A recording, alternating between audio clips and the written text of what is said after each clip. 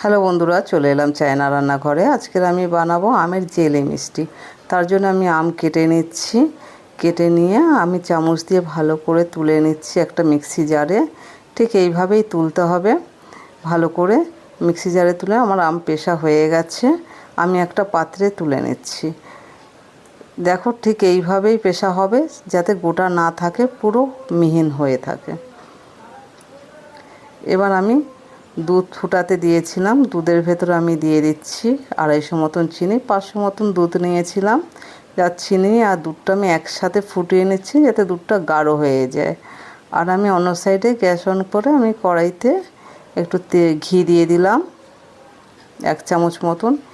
দিয়ে এবার ঘিটা গরম হয়ে গেলে আমি এতে ঢেলে দেবো পেস্ট করা আমটা।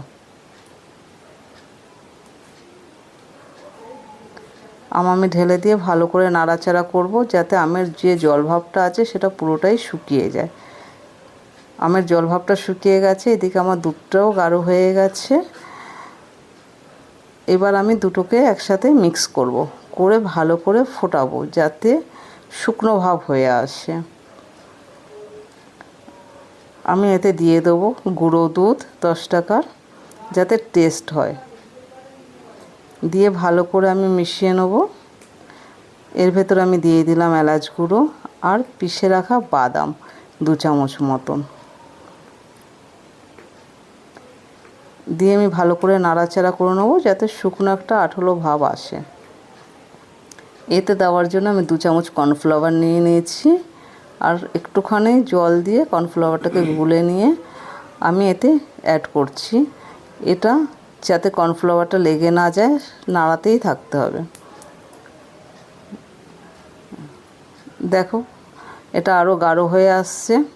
এতে আমি ঘি দিয়ে দিলাম, যাতে নিচে লেগে না যায়। ভালো করে নাড়াচাড়া করে নিয়ে পুরো শুকনো ভাব করে নিতে হবে।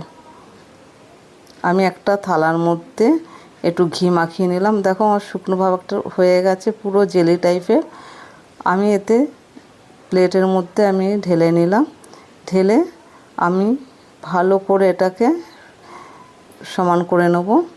নিয়ে আমি এতে দিয়ে দেবো পিষে রাখা বাদাম ওপর দিয়ে ভালো করে এটাকে লাগিয়ে নেব। নিয়ে আমি কিছুক্ষণের জন্য ঠান্ডা করতে দিয়ে দেবো ফ্রিজে। 1/2 ঘন্টা মতন আমার ঠান্ডা হয়ে গেছে। আমি এবার এটাকে কেটে নিচ্ছি চৌকো করে। তোমরা অবশ্যই বাড়িতে বানিয়ে খেও।